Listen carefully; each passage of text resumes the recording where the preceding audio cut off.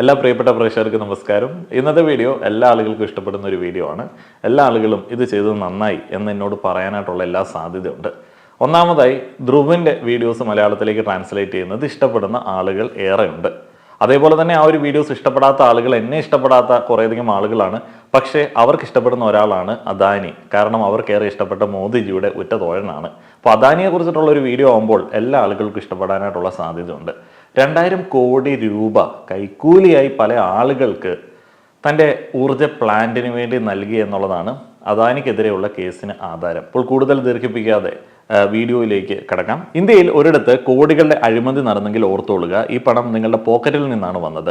അദാനി ഗ്രൂപ്പും അതിന്റെ പങ്കാളികളും സർക്കാർ ഉദ്യോഗസ്ഥർക്ക് കൈക്കൂലി നൽകാൻ പദ്ധതിയിട്ടു. 1750 ബില്യൺ രൂപ കൈക്കൂലി അവർ വാഗ്ദാനം ചെയ്തു. എന്നാൽ ഒരു പ്രശ്നമുണ്ടായിരുന്നു. എല്ലാം കൃത്യമായി അവർ എഴുതി വെച്ചിരുന്നു. ഒരു സംസ്ഥാനത്തിലെ ഒരു പ്രദേശത്തിലെ ഏത് ഉദ്യോഗസ്ഥനാണ് കൈക്കൂലി വാഗ്ദാനം ചെയ്തത്, വാഗ്ദാനം ചെയ്ത കൈക്കൂലി തുക എത്രയാണ്, ഒരു മെഗാവാട്ടിന് എത്ര കൈക്കൂലി കൊടുത്തു എന്നുള്ള ഒരു നിരക്കിനെ കുറിച്ച് പോലും അതിൽ പരാമർശിച്ചിരുന്നു. സാഗർ അദാനിയുടെ നോട്ടുകളെ US പ്രോസിക്യൂട്ടർമാർ കൈക്കൂലി നോട്ടുകൾ എന്നാണ് വിളിക്കുന്നത്. നവംബർ 20, 2024 വ്യവസായി ഗൗതം അദാനിയെ സംബന്ധിച്ചിടത്തോളം അതൊരു വലിയ ദിവസമായിരുന്നു. രാവിലെ മുതൽ വൈകുന്നേരം വരെ അദ്ദേഹത്തിന് നല്ല വാർത്തകൾ ലഭിക്കുന്നുണ്ടായിരുന്നു. $600 മില്യൺ സമാഹരിക്കുന്നതിനായി അദ്ദേഹത്തിന്റെ കമ്പനി ബോണ്ടുകൾ വിറ്റിരുന്നു. എന്നിരുന്നാലും ഇതിനു മുൻപ് അദ്ദേഹത്തിന് ഒന്നിനു പിറകെ ഒന്നായി ആരോപണങ്ങൾ നേരിടേണ്ടി വന്നിട്ടുണ്ട്. ആരോപണ വിധേയമായ കൽക്കരി കുംഭകോണം, ഭൂമി തട്ടിപ്പ് ആരോപിക്കപ്പെടുന്നു, ഹിൻഡൻബർഗ് റിപ്പോർട്ട് വരുന്നു. എന്നാൽ എങ്ങനെയോ ഇതെല്ലാം ഒഴിവാക്കാൻ അദ്ദേഹത്തിന് കഴിഞ്ഞു. അദ്ദേഹത്തോട് അടുത്ത വൃത്തങ്ങൾ പറയുന്നത്, ഈ സ്ട്രെസ് ഉള്ള ദിവസങ്ങളിലടക്കം അദ്ദേഹം പതിവ് പോലെ തന്നെ ഭാര്യയോടൊപ്പം കാർഡ് ഗെയിം കളിച്ച് വിശ്രമിക്കുകയായിരുന്നു. പിന്നെ ഉറങ്ങാൻ പോയി. കാര്യമായിട്ടൊന്നും അദ്ദേഹത്തെ ആ ദിവസങ്ങളിൽ ബാധിച്ചില്ല. പക്ഷെ പുലർച്ചെ 3 മണിക്ക് നവംബർ 20 അദ്ദേഹത്തിന് ഒരു വാർത്ത ലഭിച്ചു. അദ്ദേഹത്തെ സംബന്ധിച്ചിടത്തോളം ആ വർഷത്തെ ഏറ്റവും വലുതും ഞെട്ടിക്കുന്നതുമായ വാർത്ത. ഗൗതം അദാനിക്കെതിരെ അറസ്റ്റ് വാറന്റ് പുറപ്പെടുവിച്ചിട്ടുണ്ട്. അദാനി എനർജി ഗ്രൂപ്പിനെതിരെ അമേരിക്കയിൽ കുറ്റം ചുമത്തിയിരിക്കുന്നു.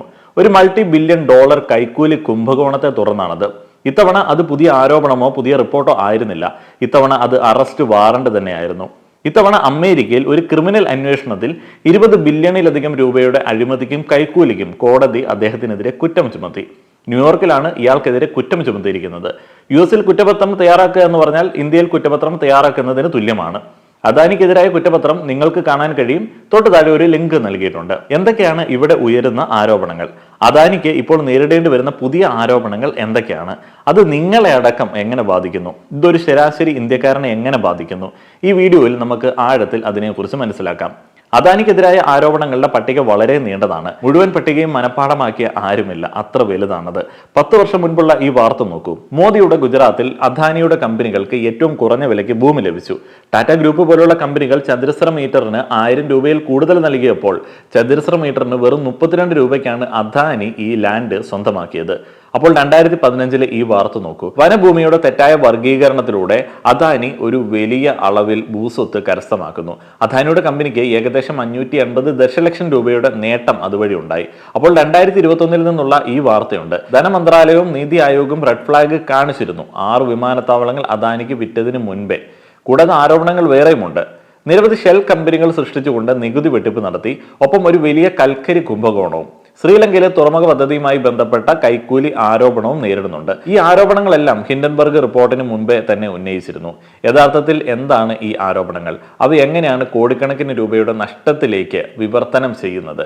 ഈ വീഡിയോയിൽ ഞാൻ അതിനെക്കുറിച്ച് സംസാരിച്ചിട്ടുണ്ട്. അത് ആവർത്തിക്കരുത്. അതിനാൽ നമുക്ക് നേരെ അമേരിക്കയിലെ ആ പുതിയ കേസിലേക്ക് വരാം. 2020 ജൂണിൽ ഗൗതം അദാനിയുടെ കമ്പനി അദാനി ഗ്രീൻ എനർജിയും അതിന്റെ പങ്കാളിയായ അസൂർ പവർ ഗ്ലോബലും എക്കാലത്തെ മികച്ച ഒരു സൗരോർജ വികസന കരാർ കരസ്ഥമാക്കി. Solar energy corporation of India പൊതുമേഖലാ സ്ഥാപനമായ ഒരു സർക്കാർ കമ്പനിയാണ്. നമ്മുടെ ഗവൺമെന്റിന്റെ പുനരുപയോഗ ഊർജ്ജ മന്ത്രാലയമാണ് ഇത് നടത്തുന്നത്. അവരാണ് കരാർ നൽകിയത്. അദാനി ഗ്രീൻ എനർജി 8 ഗിഗാവാട്ട് വൈദ്യുതി നൽകണം. കൂടാതെ അസർ പവർ ഗ്ലോബൽ 4 ഗിഗാവാട്ട് വൈദ്യുതി നൽകണം. ഈ കരാർ കാരണം 2 കമ്പനികളും വരും വർഷങ്ങളിൽ കോടിക്കണക്കിന് ഡോളർ സമ്പാദിക്കുമെന്ന് പ്രതീക്ഷിച്ചിരുന്നു. അദാനി ഗ്രീൻ എനർജിയെ സംബന്ധിച്ചിടത്തോളം ഇത് വലിയൊരു ഇടപാടായിരുന്നു. കാരണം ആ സമയത്ത് കമ്പനിയുടെ മൊത്തം വരുമാനം അത് വെറും $50 മില്യൺ മാത്രമായിരുന്നു. അതുവരെ അവർക്കൊരു ലാഭവും ഉണ്ടായിരുന്നില്ല. ഗൗതം അദാനിയുടെ അനന്തരവൻ സാഗർ അദാനിയാണ് ഈ കമ്പനിയെ നയിച്ചുകൊണ്ടിരുന്നത്. എന്നാൽ ഇവിടെ ഒരു പ്രശ്നമുണ്ട്. കരാറിലായിരുന്നു പ്രശ്നം. ഇലക്ട്രിസിറ്റിയുടെ വില വളരെ ഉയർന്നതാണ്. അതിനാൽ അവരിൽ നിന്ന് ഇലക്ട്രിസിറ്റി വാങ്ങാൻ ആരും തയ്യാറായില്ല. Solar energy corporation of India ഇതിലൊരു ഇടനിലക്കാരൻ മാത്രമായിരുന്നു എന്നതാണ് കാര്യം. അത് അദാനിയിൽ നിന്ന് വൈദ്യുതി വാങ്ങി വിവിധ സംസ്ഥാനങ്ങൾക്ക് വിൽക്കുക എന്നുള്ള ഒരു ഉദ്ദേശമായിരുന്നു. ഇന്ത്യയിലുടനീളമുള്ള സർക്കാർ ഉടമസ്ഥതയിലുള്ള വൈദ്യുതി കമ്പനികൾ ആ ഒരു ഘട്ടത്തിൽ വിശ്വസിച്ചിരുന്നത് ഭാവിയിൽ സൗരോർജ്ജ വില കുറയുമെന്നാണ്. അതിനാൽ അവർ ആ ഒരു ഘട്ടത്തിൽ പണം മുടക്കാനായിട്ട് ആഗ്രഹിച്ചില്ല. ഫ്യൂച്ചറിലേക്ക് വലിയ നഷ്ടമുണ്ടാക്കാവുന്ന ആ ഒരു ഡീല് പല സംസ്ഥാനങ്ങളും ഏറ്റെടുത്തില്ല. അങ്ങനെ വാങ്ങാൻ ആരുമില്ലെങ്കിൽ സ്വാഭാവികമായിട്ടും കരാർ റദ്ദാക്കേണ്ടി വരും. സുഹൃത്തുക്കളെ, ഇനിയാണ് ഞാൻ പറയാൻ പോകുന്ന പ്രധാനപ്പെട്ട കാര്യങ്ങൾ. ഞാൻ കണ്ടെത്തി പറയുന്നതല്ല, US പ്രോസിക്യൂട്ടർമാരുടെ കുറ്റപത്രങ്ങളിൽ ഇത് എഴുതിയിട്ടുണ്ട്. ചുവടെയുള്ള വിവരണത്തിൽ ഞാൻ ഈ കുറ്റപത്രത്തിലേക്കുള്ള ഒരു ലിങ്ക് നൽകിയിട്ടുണ്ട്. ഈ കുറ്റപത്രം അനുസരിച്ച് 2020 അദാനി ഗ്രൂപ്പും അതിന്റെ പങ്കാളികളും സർക്കാർ ഉദ്യോഗസ്ഥർക്ക് കൈക്കൂലി നൽകാൻ പദ്ധതിയിട്ടു. അദാനിയെ സംബന്ധിച്ച് അത് വളരെ ലളിതമായിട്ടുള്ള ഒരു പദ്ധതിയായിരുന്നു. ചുമതലയുള്ള മന്ത്രിമാർക്കോ അവരുടെ രാഷ്ട്രീയ പാർട്ടികൾക്കോ കൈക്കൂലി നൽകുക, പകരമായി അദാനിയിൽ നിന്ന് വൈദ്യുതി വാങ്ങുന്നതിനുള്ള കരാറിൽ ഒപ്പിടാൻ അവരെ പ്രേരിപ്പിക്കുക. അങ്ങനെ അവർ അദാനിയിൽ നിന്ന് ഉയർന്ന വിലയ്ക്ക് വൈദ്യുതി വാങ്ങുന്നു. പ്രത്യക്ഷത്തിൽ സംസ്ഥാനങ്ങൾ അദാനിയിൽ നിന്ന് നേരിട്ടല്ല വാങ്ങുന്നത്, solar energy corporation of India വഴിയാണ് വാങ്ങുന്നത്. കൈക്കൂലി കൊടുത്ത മന്ത്രിമാരെ ഉദ്യോഗസ്ഥരെ സ്വാധീനിക്കുന്നത് വഴി കരാറിൽ അവർ ഒപ്പിടുന്നു. അങ്ങനെ അവർ അദാനിയിൽ നിന്ന് ഉയർന്ന വിലയ്ക്ക് വൈദ്യുതി വാങ്ങുന്നു. ഈ കുറ്റപത്രത്തിൽ 3 പ്രധാന ആരോപണങ്ങളുണ്ട്. ഒന്നാമതായി കൈക്കൂലി നൽകി എന്ന് ആരോപിക്കപ്പെടുന്നു. രണ്ടാമതായി തെളിവുകൾ നശിപ്പിച്ചതായി ആരോപിക്കപ്പെടുന്നു. അന്വേഷണത്തെ തടസ്സപ്പെടുത്തിയതായും പറയുന്നു. മൂന്നാമതായി നിക്ഷേപകരോട് കള്ളം പറയുകയും തെറ്റിദ്ധരിപ്പിക്കുകയും ചെയ്ത വസ്തുതകൾ അവതരിപ്പിക്കുകയും ചെയ്തു എന്ന് പറയുന്നു. സാഗർ അദാനിയും അസറിന്റെ CEO രഞ്ജിത്ത് ഗുപ്തയും തമ്മിലുള്ള വാട്സപ്പ് സന്ദേശങ്ങൾ ഈ കുറ്റപത്രത്തിൽ ഉണ്ടായിരുന്നു. ചില കൃത്യമായ വാട്സപ്പ് സന്ദേശങ്ങൾ അവിടെ പരാമർശിച്ചിട്ടുണ്ട്. അതിനുശേഷം 2021 ഫെബ്രുവരി 25 ജമ്മു കാശ്മീർ ഛത്തീസ്ഗഡ് ഇടപാടുകളെ കുറിച്ച് സാഗർ അദാനി രഞ്ജിത്ത് ഗുപ്തയെ അറിയിച്ചു. ഇടപാടുകൾ സ്വീകരിക്കുന്നതിന് അവർക്ക് ആനുകൂല്യങ്ങൾ ഇരട്ടിയാക്കേണ്ടി വന്നു. 2021 ജൂലൈയിൽ കുറ്റപത്രത്തിൽ പരാമർശിക്കുന്നു, 500 മെഗാവാട്ട് വൈദ്യുതി വാങ്ങുന്നതിന് പകരമായി സാഗർ അദാനി ഒഡീഷയിലെ സർക്കാർ ഉദ്യോഗസ്ഥർക്ക് കൈക്കൂലി വാഗ്ദാനം ചെയ്തു. ലക്ഷക്കണക്കിന് ഡോളറിന്റെ കൈക്കൂലി. ഇതിനുശേഷം 2021 ഓഗസ്റ്റിൽ ഗൗതം അദാനി ആന്ധ്രാപ്രദേശ് സർക്കാരിലെ ഒരു ഉദ്യോഗസ്ഥനുമായി കൂടിക്കാഴ്ച നടത്തി. യോഗത്തിൽ 17.50 ബില്യൺ രൂപ കൈക്കൂലി വാഗ്ദാനം ചെയ്തു. ഇതിനുശേഷം 2021 ഡിസംബറോടെ ആന്ധ്രാപ്രദേശ് സർക്കാർ ഈ കരാറിന് സമ്മതിച്ചു. മറ്റ് സംസ്ഥാനങ്ങളും ചെറിയ അളവിൽ വൈദ്യുതി വാങ്ങാൻ സമ്മതിച്ചു. ഈ സംസ്ഥാനങ്ങളിൽ ഒറീസ, ജമ്മു കാശ്മീർ, തമിഴ്നാട്, ഛത്തീസ്ഗഡ് എന്നിവ ഉൾപ്പെടുന്നു. അന്ന് ഒറീസയിൽ BJP സർക്കാരായിരുന്നു. ജമ്മു കാശ്മീരിൽ BJP അധികാരത്തിലുണ്ടായിരുന്നു. തമിഴ്നാട്ടിൽ DMK സർക്കാർ ഉണ്ടായിരുന്നു. ഛത്തീസ്ഗഡിൽ കോൺഗ്രസും. മൊത്തം 20.39 ബില്യൺ രൂപ കൈക്കൂലി നൽകിയതായി കുറ്റപത്രത്തിൽ പറയുന്നു. ഇവിടെ മറ്റൊരു ചോദ്യമുണ്ട്. BJP ഭരിക്കുന്ന സംസ്ഥാനങ്ങൾ വൈദ്യുതി വാങ്ങാൻ തയ്യാറായിരുന്നോ? കൈക്കൂലി വാങ്ങാതെ അദാനിയിൽ നിന്ന് വൈദ്യുതി അവർ വാങ്ങിയോ? 2021 ഡിസംബർ 14 ഗൗതം അദാനി അവകാശപ്പെട്ടു, അദാനി ഗ്രീൻ എനർജി 2030 ലോകത്തിലെ ഏറ്റവും വലിയ പുനരുപയോഗ ഊർജ്ജ കമ്പനികളിൽ ഒന്നായി മാറും. 45 ഗിഗാവാട്ട് പുനരുപയോഗ ഊർജ്ജം 2030 ആകുമ്പോഴേക്കും ഉണ്ടാകും. അദാനി ഗ്രീനിന്റെയും അസറിന്റെയും ഭാവി പെട്ടെന്ന് മികച്ചതായി കാണപ്പെട്ടു. ഇത് വിപണിയിൽ ഈ കരാറുകളെ കുറിച്ച് വിവിധ ഊഹാപോഹങ്ങൾക്ക് കാരണമായി.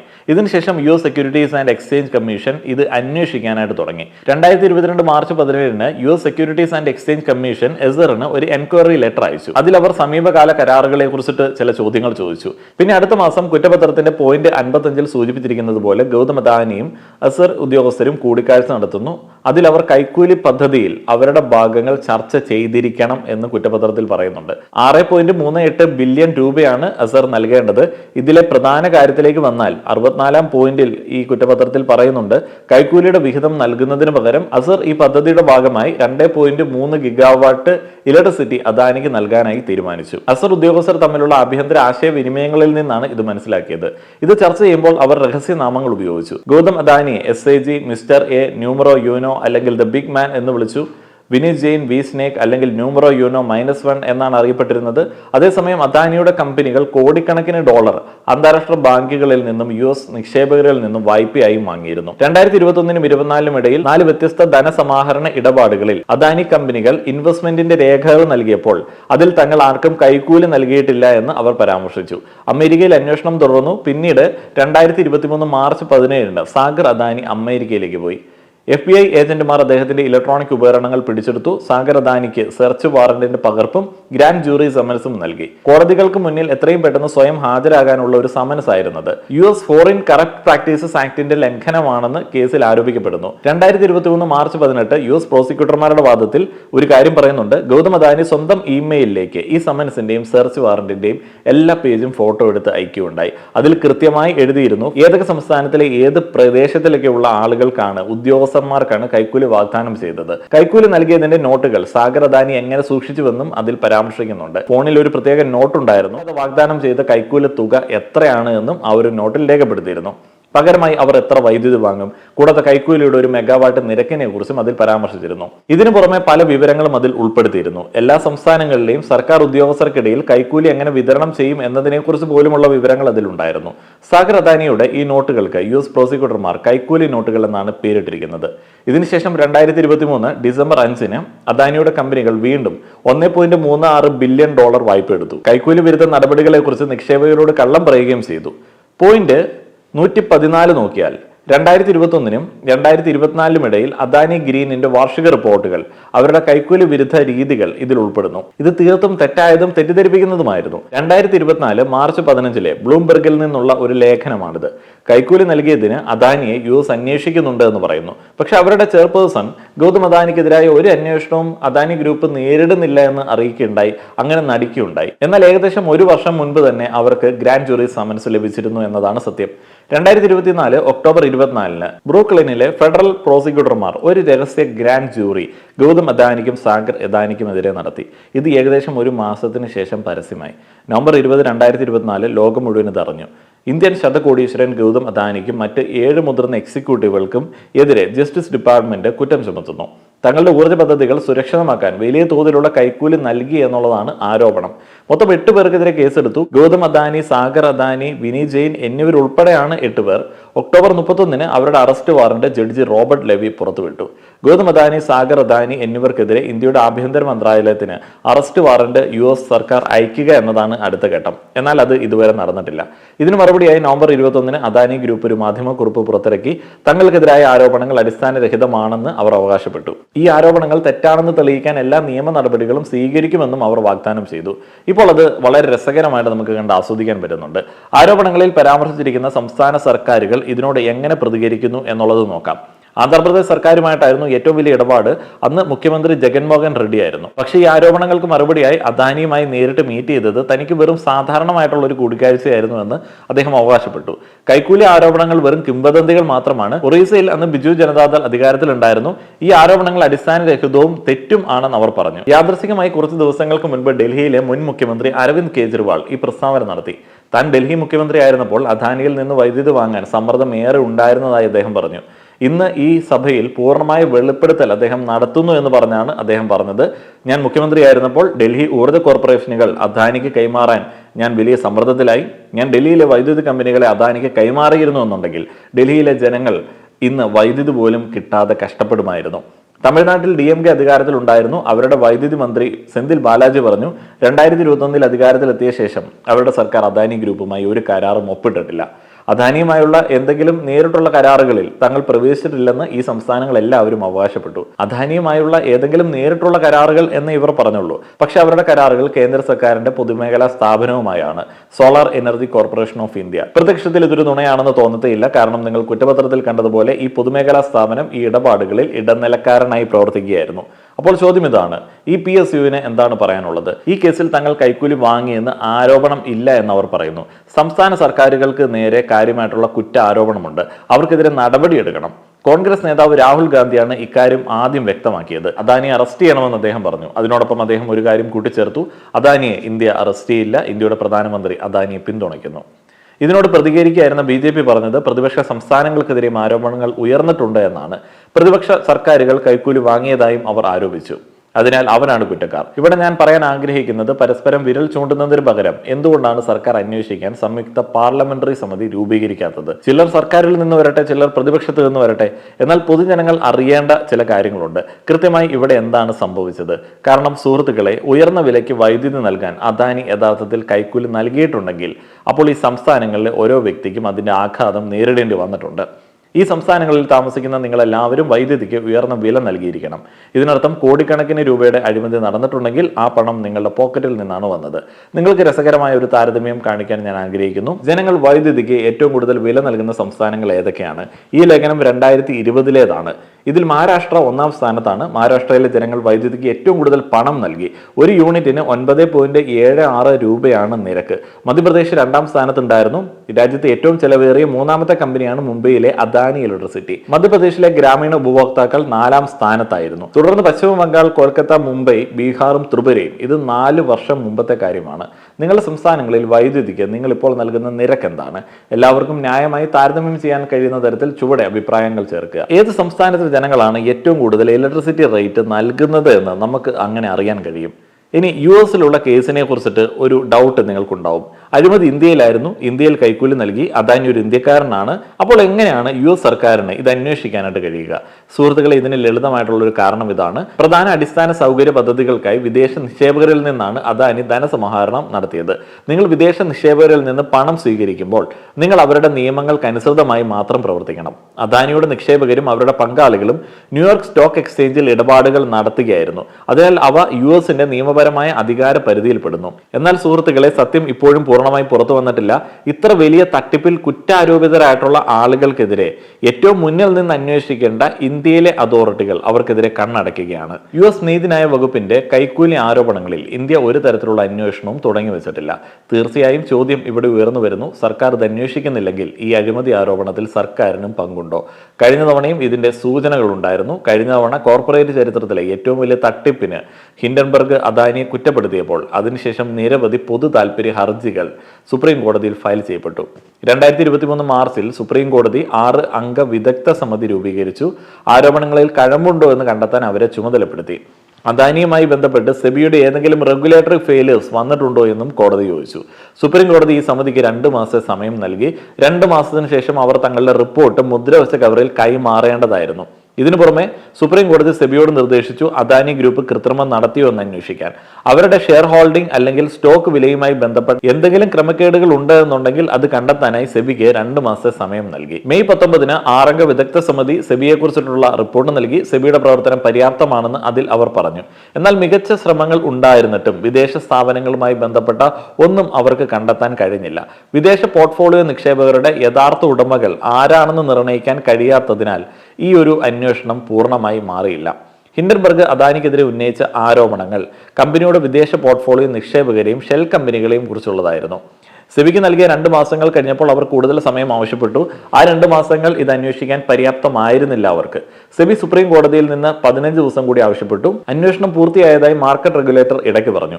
പക്ഷെ മാസങ്ങൾ കടന്നു പോവുകയും കേസ് തുടരുകയും ചെയ്തു. സുപ്രീം കോടതിയിൽ നിന്ന് സെബിക്ക് വീണ്ടും കാലാവധി നീട്ടി ലഭിക്കുന്നത് തുടർന്നു. അവസാനം സുപ്രീം കോടതി 3 മാസത്തിൽ അന്വേഷണം പൂർത്തീകരിക്കാൻ സെബിയോട് നിർദ്ദേശിച്ചു. ഒടുവിൽ 2024 നവംബർ 25-ന്, അതായത് 1 വർഷവും 9 മാസവും കഴിഞ്ഞ് സെബി അന്വേഷണം പൂർത്തിയാക്കിയതായി വാർത്തയുണ്ടായിരുന്നു. അതിന്റെ അന്തിമ റിപ്പോർട്ട് ഉടൻ പ്രസിദ്ധീകരിക്കും. ഹിന്ദു ബിസിനസ് ലൈനിൽ നിന്നുള്ള ഈ റിപ്പോർട്ട് നോക്കുക. അദാനി ഗ്രൂപ്പ് കമ്പനികളുടെ ഏറ്റവും കുറഞ്ഞ ഓഹരി പങ്കാളിത്തവുമായി ബന്ധപ്പെട്ടവയാണിത്. അന്വേഷണത്തിൽ അദാനി ലിസ്റ്റ് ചെയ്ത 6 കമ്പനികളിൽ അവയിൽ 4 അദാനി പൊതു ഓഹരി പങ്കാളിത്ത മാനദണ്ഡങ്ങൾ ലംഘിച്ചതായി സെബി കണ്ടെത്തി. എന്നാൽ ഈ വിഷയത്തിൽ ഇതുവരെ ഒരു നടപടിയും അവർക്കെതിരെ ഉണ്ടായില്ല. 2024 ഓഗസ്റ്റ് 10-ന് ഹിൻഡൻബർഗ് ഒരു ട്വീറ്റ് ചെയ്തു, something big soon in India. ഈ ട്വീറ്റിന് ഏതാനും മണിക്കൂറുകൾക്ക് ശേഷം അദാനി വിവാദത്തിൽ സെബിയുടെ മേധാവി മാധവ് ബുച്ചിനെതിരെ റിപ്പോർട്ട് അവർ പ്രസിദ്ധീകരിച്ചു. മാധവ് പുരി ബുച്ച് ആണ് സെബിയുടെ ചെയർപേഴ്സൺ. ഈ റിപ്പോർട്ടിൽ ആരോപിക്കുന്നത് അദാനിക്കെതിരെ സെബി നടപടിയെടുത്തില്ല, കാരണം സെബിയുടെ ചെയർപേഴ്സൺ മാധവി ഓഫ്ഷോർ ഫണ്ടുകളിൽ ഫണ്ടുകൾ നിക്ഷേപിച്ചിട്ടുണ്ട്. ഈ ഓഫ്ഷോർ ഫണ്ടുകൾ ഗൗതം അദാനിയുടെ സഹോദരൻ ഉപയോഗിച്ചു എന്നാണ് ഈ അന്വേഷണ റിപ്പോർട്ട് പറയുന്നത്. വിനോദ് അദാനി അദാനി ഗ്രൂപ്പിന്റെ ഓഹരി വിലയിൽ കൃത്രിമം കാണിക്കാൻ വേണ്ടിയാണ് ഇത് ചെയ്തത്. എന്തോ ചെറിയ തിരിമറിയല്ല, തികച്ചും തെറ്റായിട്ടുള്ളൊരു കാര്യമാണ്. 2023-ൽ ഹിൻഡൻബർഗ് റിപ്പോർട്ടിൽ ഇങ്ങനെ പരാമർശിച്ചിരുന്നു, അദാനി ഗ്രൂപ്പിന്റെ പ്രൊമോട്ടർമാർ വിദേശത്ത് ഓഫ്ഷോർ കമ്പനികൾ സൃഷ്ടിക്കുകയായിരുന്നു. 75% ഓഹരികൾ കൈവശം വെക്കുകയായിരുന്നു അതിലൂടെ. ഇത് ഇന്ത്യൻ നിയമങ്ങൾ പ്രകാരം നിയമവിരുദ്ധമാണ്. ഹിൻഡൻബർഗിന്റെ റിപ്പോർട്ടിൽ ഈ ഓഫ്ഷോർ കമ്പനികൾ ഗൗതം അദാനിയുടെ സഹോദരൻ വിനോദ് അദാനിയാണ് നടത്തുന്നത്. ഈ ഓഫ്ഷോർ കമ്പനികളിൽ ഒന്ന് global dynamic opportunities fund GDOF ആയിരുന്നു. ഈ കമ്പനി നികുതി കുറവുള്ള ബെർമുഡയിൽ രജിസ്റ്റർ ചെയ്തതാണ്. വിനോദ് അദാനിയുമായി ബന്ധപ്പെട്ട ഒരു കമ്പനി ഇതിൽ നിക്ഷേപം നടത്തിയിരുന്നു. അതിനുശേഷം GDOF IPE+ കമ്പനിയിൽ വലിയ നിക്ഷേപം നടത്തി. IPE+ ഫണ്ട് 1-ന്റെ ചീഫ് ഇൻവെസ്റ്റ്മെന്റ് ഓഫീസർ അനിൽ അഹൂജയായിരുന്നു. 9 വർഷത്തോളം അദ്ദേഹം അദാനി എന്റർപ്രൈസസിന്റെ ഡയറക്ടറായിരുന്നു. അതിന് മുൻപ് അദ്ദേഹം അദാനി പവറിൽ ഡയറക്ടറായിരുന്നു. IPE+ ഫണ്ട് 1 കമ്പനിയിലാണ് മാധവി ബുച്ചും ഭർത്താവ് ധവാൽ ബുച്ചും അവരുടെ ഫണ്ട് നിക്ഷേപിച്ചിരുന്നത്. 2015 ജൂൺ 5-ന് അവർ ഈ ഫണ്ടിൽ ഒരു അക്കൗണ്ട് തുറന്നു. അതിനുശേഷം 2017 ഏപ്രിലിലാണ് മാധവി ബുച്ച് സെബിയുടെ മുഴുവൻ സമയ അംഗമാവുന്നത്. അതിന് വെറും 1.5 മാസം മുമ്പ് അവരുടെ ഭർത്താവ് ഫണ്ടിന്റെ അഡ്മിനിസ്ട്രേറ്റർക്ക് ഒരു കത്തെഴുതി. ഈ കത്തിൽ അദ്ദേഹം ഇങ്ങനെ എഴുതി: മുന്നോട്ട് പോകുമ്പോൾ അദ്ദേഹം ഈ അക്കൗണ്ടുകൾ ഒറ്റയ്ക്ക് കൈകാര്യം ചെയ്യും, അയാളെ മാത്രമേ അതിന്റെ ഓപ്പറേറ്ററായി കണക്കാക്കാവൂ. മാധവി ബുച്ചിന്റെ ഭർത്താവ് GD ഓഫിനെ വിവരം അറിയിച്ചിരുന്നു അദ്ദേഹം ഒറ്റയ്ക്കാണ് അക്കൗണ്ട് പ്രവർത്തിപ്പിക്കുന്നതെന്ന്. എന്നിട്ടും 2018 ഫെബ്രുവരി 25 മാധവി ബുച്ച് തന്റെ സ്വകാര്യ ഇമെയിൽ ഉപയോഗിച്ച് പറഞ്ഞു ഫണ്ടിൽ നിക്ഷേപിച്ച പണം പിൻവലിക്കാൻ അവളുടെ ഭർത്താവ് ആഗ്രഹിച്ചു. ഹിൻഡൻബർഗ് ചൂണ്ടിക്കാട്ടി ഇന്ത്യയിൽ ആയിരക്കണക്കിന് മ്യൂച്വൽ ഫണ്ടുകൾ ഉണ്ടായിട്ടും മാധവ് ബുച്ച് യാദർച്ഛികമായി അദാനിയുമായി ബന്ധപ്പെട്ട ഒരു ഓഫ്ഷോർ അക്കൗണ്ടിൽ തന്റെ പണം നിക്ഷേപിച്ചു. വലുതല്ലെങ്കിലും വളരെ അപകട സാധ്യതയുള്ള ഒരു ഓഫ്ഷോർ ഫണ്ട്.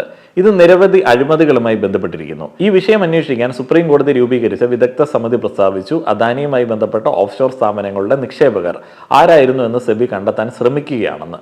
എന്നാൽ അവർ അതിൽ പരാജയപ്പെട്ടു എന്നുള്ളതാണ് റിപ്പോർട്ടിലുള്ളത്. ഹിൻഡൻബർഗ് ധാരാളം തെളിവുകൾ കാണിച്ചു. ഈ ഓഫ്ഷോർ സ്ഥാപനങ്ങളിലെ നിക്ഷേപകരിൽ ഒരാളായിരുന്നു സെബി മേധാവി. അതിനാൽ നിക്ഷേപകരെ കണ്ടെത്താൻ അവർ ശരിക്കും ആഗ്രഹിച്ചിരുന്നു എന്നുണ്ടെങ്കിൽ ഒന്ന് കണ്ണാടിയിലേക്ക് നോക്കിയാൽ മതിയായിരുന്നു. ഇതാണ് കാരണമെന്ന് ഹിൻഡൻബർഗ് അവകാശപ്പെട്ടു. അദാനിക്കെതിരായ അവകാശവാദങ്ങൾ സെബി അന്വേഷിച്ചില്ല. കാരണം ന്യായമായ അന്വേഷണം നടന്നിരുന്നെങ്കിൽ സെബിയുടെ ചെയർപേഴ്സൺ അതിൽ ഉൾപ്പെടുമായിരുന്നു. ഈ ആരോപണങ്ങളോടുള്ള മാധവ് ബുച്ചിന്റെ പ്രതികരണത്തെ കുറിച്ചിട്ട് നിങ്ങൾക്ക് ആശ്ചര്യം തോന്നാം. ഈ നിക്ഷേപങ്ങൾ അവർ നിഷേധിച്ചില്ല. 2015 ഫണ്ടിൽ നിക്ഷേപം നടത്തിയതെന്ന് അവർ പറയുന്നു. അവർ സെബിയുമായി ബന്ധമില്ലാത്ത സമയത്തായിരുന്നു അത് നടത്തിയതെന്ന് പറയുന്നു. കൂടാതെ ഈ ഫണ്ടിൽ താൻ നിക്ഷേപം നടത്തിയതായി അവർ അവകാശപ്പെടുന്ന സമയത്ത് പറഞ്ഞൊരു കാര്യമുണ്ട്. Chief investment officer Anil Ahuja Dhaval ബുച്ചിന്റെ ബാല്യകാല സുഹൃത്തായിരുന്നു, ഭർത്താവിന്റെ സുഹൃത്തായിരുന്നു. ഇവിടെ ലളിതമായിട്ടുള്ള ഒരു ചോദ്യം ചോദിക്കപ്പെടുന്നു. ഒരു വശത്ത് അദാനിയുടെ ഓഫ്ഷോർ സ്ഥാപനങ്ങളുടെ നിക്ഷേപകർ ആരാണെന്ന് കണ്ടെത്താൻ കഴിയുന്നില്ലെന്ന് സെബി അവകാശപ്പെടുന്നു. മറുവശത്ത് മാധവ് ബുച്ച് വ്യക്തമായി പറയുന്നു അവർ ഫണ്ടിൽ നിക്ഷേപം നടത്തിയിരുന്നു. ഈ ഫണ്ടിൽ മാധവ് ബുച്ചിന്റെ നിക്ഷേപത്തെക്കുറിച്ച് സെബിക്ക് അറിയാമായിരുന്നു. ഈ കാര്യം അറിഞ്ഞപ്പോൾ എനിക്ക് സംശയം തോന്നി. ഇവിടെ തീർച്ചയായും എന്തോ കുഴപ്പമുണ്ട്. ഈ ആളുകളെ കണ്ട് ഞാൻ അത്ഭുതപ്പെടുന്നു. അവർ അന്ധമായി ഒപ്പം നിൽക്കുകയും അദാനിയെ സംരക്ഷിക്കാൻ തുടങ്ങുകയും ചെയ്യുന്നു. BJP അനുഭാവികൾ പറയുന്നു അദാനി ഒരു ഇന്ത്യൻ ബിസിനസ്സുകാരനായതിനാൽ അയാളെ നമ്മൾ സംരക്ഷിക്കണം. കൂടാതെ അദാനിക്കെതിരെ എന്തെങ്കിലും ആരെങ്കിലും പറഞ്ഞാൽ അയാളെ ദേശവിരുദ്ധനായിട്ട് പ്രഖ്യാപിക്കണം. എന്തുതരം അസംബന്ധ വാദങ്ങളാണിവ? വെറുതെ ചിന്തിച്ചു നോക്കുക. നിങ്ങൾ കൊള്ളയടിക്കപ്പെട്ടു, നിങ്ങളുടെ അയൽക്കാരനെ നിങ്ങൾക്ക് സംശയമുണ്ട്, നിങ്ങൾ അയാൾക്കെതിരെയുള്ള തെളിവുകൾ ശേഖരിക്കാനായിട്ട് തുടങ്ങുന്നു. കാര്യമായിട്ടുള്ള അധ്വാനത്തിന് ശേഷം നിങ്ങളുടെ കയ്യിൽ തെളിവുകൾ കിട്ടുന്നു. നിങ്ങൾ പോലീസിൽ ചെന്ന് പറയുന്നു നിങ്ങൾക്ക് അയൽക്കാരനെ സംശയമുണ്ട്, ചില തെളിവുകൾ ഉണ്ട് എന്നും അവരോട് പറയുന്നു. ഈ വിഷയം അന്വേഷിക്കാൻ അവരോട് ആവശ്യപ്പെടുന്നു. അപ്പോൾ സങ്കല്പിക്കുക പോലീസ് പറയുകയാണ് അവർ അന്വേഷിക്കില്ല, കാരണം നിങ്ങളുടെ അയൽക്കാരൻ ഒരു ഇന്ത്യക്കാരനാണ്. അതിനാൽ നിങ്ങൾ അവനെ സംശയിക്കരുത്, കാരണം അവന് കള്ളനാകാൻ സാധിക്കുകയില്ല, അവൻ ഇന്ത്യക്കാരനാണ്. നിങ്ങൾ നിങ്ങളുടെ തെളിവുകൾ അവതരിപ്പിക്കാൻ ശ്രമിക്കുകയും അന്വേഷിക്കാൻ അവരോട് ആവശ്യപ്പെടുകയും ചെയ്യുന്നു. എന്നാൽ പോലീസ് നിങ്ങളെ ശ്രദ്ധിക്കുന്നില്ല, ഇക്കാര്യത്തിൽ ഒരു അന്വേഷണവും ഉണ്ടാവുന്നില്ല. എന്നാൽ പിന്നീട് അവർ നിങ്ങളുടെ നേരെ തിരിയുന്നു. അവനൊരു കുറ്റവാളിയായി കണക്കാക്കാൻ നിങ്ങൾക്ക് എങ്ങനെ ധൈര്യം വന്നു? ജോർജ് സൊറോസുമായി നിങ്ങൾക്ക് ബന്ധമുണ്ടെന്ന് വരെ അവർ ആരോപിക്കുന്നു. നിങ്ങളെ ദേശവിരുദ്ധൻ എന്ന് അവർ വിളിക്കുന്നു. എല്ലാ തെളിവുകളും നിങ്ങളുടെ കയ്യിലുണ്ടെങ്കിലും അവർ അന്വേഷിക്കുന്നില്ല. ഈ അഴിമതി ശരിയാണെങ്കിൽ അതിന് കോടിക്കണക്കിന് രൂപയുടെ മൂല്യമുണ്ട്. നമ്മുടെ രാജ്യവും സഹപൗരന്മാരും ഇതുമൂലം ദുരിതം അനുഭവിക്കുകയാണ്. അമേരിക്കയിൽ എന്ത് സംഭവിച്ചാലും ഇന്ത്യൻ സർക്കാർ ഇത് സ്വതന്ത്രമായി അന്വേഷിക്കണം. അന്വേഷണത്തിനായി ഒരു സംയുക്ത പാർലമെന്ററി സമിതിയെയും രൂപീകരിക്കണം. കാരണം നിരവധി ആളുകൾക്ക് ഇതിൽ പങ്കുണ്ട്. പ്രതിപക്ഷ സംസ്ഥാനങ്ങളും സെബി മേധാവിയും പോലും ഇതിൽ പങ്കാളികളാണ്. അന്വേഷണം നടത്താൻ ആര് വരുമ്പോഴും വിശ്വസിക്കാൻ പ്രയാസമാണ്. US അറ്റോർണി ബ്രയോൺ പിസ് ആണ് അദാനിയെ വിചാരണ ചെയ്യുന്നത്. ജനുവരിയിൽ ഡൊണാൾഡ് ട്രംപ് പുതിയ പ്രസിഡന്റായ ഉടൻ അദ്ദേഹത്തിന് പകരം ട്രംപിന്റെ സ്ഥാനാർത്ഥിയെ നിയമിക്കും. ഡൊണാൾഡ് ട്രംപ് തെരഞ്ഞെടുപ്പിൽ വിജയിച്ചപ്പോൾ അദാനി ട്രംപിനെ അഭിനന്ദിക്കുകയും പ്രശംസിക്കുകയും ചെയ്തത് നമ്മൾ കണ്ടതാണ്. ഇതിനു പുറമെ നിക്ഷേപം നടത്താനും അദാനി പ്രതിജ്ഞാബദ്ധമാണ്. $10 ബില്യൺ, അമേരിക്കയിൽ 10,000 തൊഴിലവസരങ്ങൾ എന്നിവയ്ക്കാണ് അദാനി അവിടെ ഓഫർ ചെയ്യുന്നത്. ബ്ലൂംബെർഗ് എന്താണ് പ്രസിദ്ധീകരിച്ചത് നോക്കുക. ട്രംപിന്റെ കുടുംബാംഗങ്ങൾ അഹമ്മദാബാദിലെ അദാനിയുടെ വീട് സന്ദർശിച്ചു. അമേരിക്കയിൽ എന്തൊക്കെ സംഭവിച്ചാലും മറ്റ് രാജ്യങ്ങൾ ഇപ്പോൾ തന്നെ നടപടിയെടുക്കാനായിട്ട് തുടങ്ങിയിട്ടുണ്ട്. അദാനിയുടെ കുറ്റാരോപണത്തിന് ശേഷം കെനിയൻ സർക്കാർ അദാനിയുമായിട്ടുള്ള കരാർ റദ്ദാക്കി. അന്വേഷണ ഏജൻസികളുടെ റിപ്പോർട്ടിന്റെ അടിസ്ഥാനത്തിലാണത്. ശ്രീലങ്കയിലെ പുതിയ സർക്കാരും വൈദ്യുതി വാങ്ങേണ്ട നിരക്കുകളിലെ ആ ഒരു പ്രശ്നം ചൂണ്ടിക്കാണിച്ചിട്ടുണ്ട്. ആ ഒരു കരാർ പെൻഡിങ്ങിലേക്ക് വെച്ചിട്ടുണ്ട്. ബംഗ്ലാദേശും ഒരു അന്വേഷണ സ്ഥാപനത്തെ അദാനിയുടെ വൈദ്യുതി ഉൽപാദന പദ്ധതികൾ അവലോകനം ചെയ്യാൻ വേണ്ടി മാത്രം നിയമിച്ചിട്ടുണ്ട്. നോർവേയുടെ വെൽത്ത് ഫണ്ട് അദാനി പോർട്ടുകളെ കരിമ്പട്ടികയിൽപ്പെടുത്തിയിരിക്കുന്നു. കാരണം വ്യക്തമാക്കിയിരിക്കുകയാണ്, കമ്പനി ബന്ധപ്പെട്ടിരിക്കുന്ന അസ്വീകാര്യമായ അപകട സാധ്യതകളെ കണക്കിലെടുത്താണ്. ഇന്ത്യയുടെ ഭാഗത്ത് ഈ കാര്യത്തിൽ ന്യായമായിട്ടുള്ള ഒരു അന്വേഷണം വേണം എന്നുള്ളത് വ്യക്തമാണ്. വീഡിയോ കണ്ട എല്ലാ ആളുകൾക്കും നന്ദി.